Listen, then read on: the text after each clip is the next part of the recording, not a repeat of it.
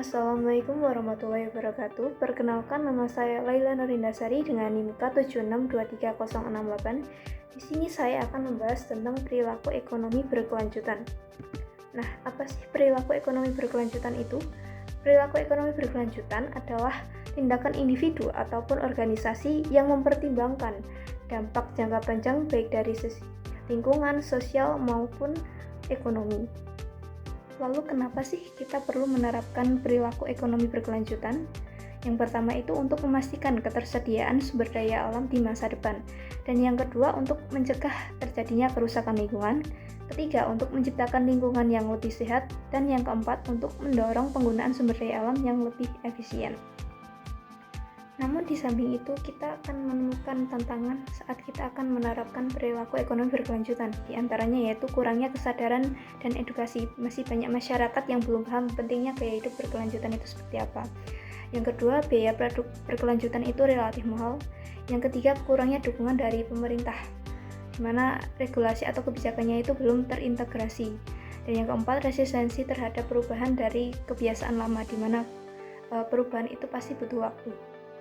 Selanjutnya kita akan membahas mengenai perilaku ekonomi berkelanjutan yang bisa diterapkan dalam kehidupan sehari-hari dari sisi konsumen. Yang pertama adalah membeli produk lokal dan minim kemasan. Contohnya waktu kita beli barang atau sayur di pasar gitu, kita pakai tas kain sendiri, jangan pakai plastik terus. Yang kedua, hemat energi dan makanan. Misalnya kita mematikan lampu ketika tidak digunakan, lalu tidak membuang-buang makanan dan beli secukupnya saja. Yang ketiga, memilih produk bersertifikasi ramah lingkungan. Lalu ada penerapan ekonomi berkelanjutan dari sisi produsen. Yang pertama, kita bisa menggunakan bahan baku ramah lingkungan.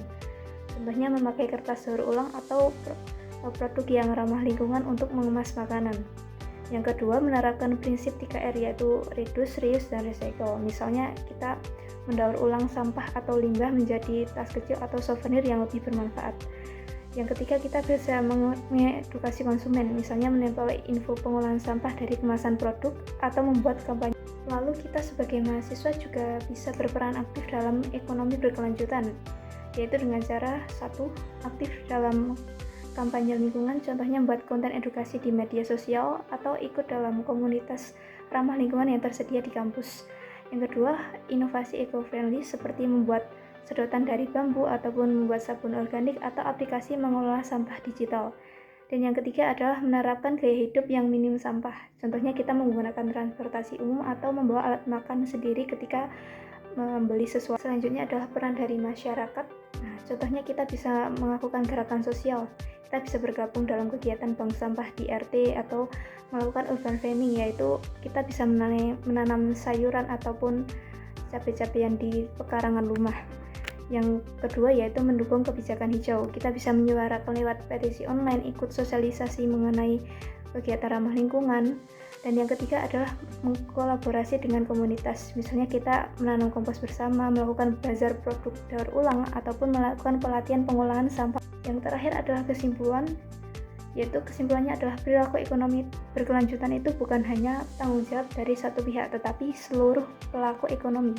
Dengan langkah kecil dan kesadaran kolektif, transisi menuju ekonomi hijau dapat dicapai demi kesejahteraan generasi kini dan mendatang.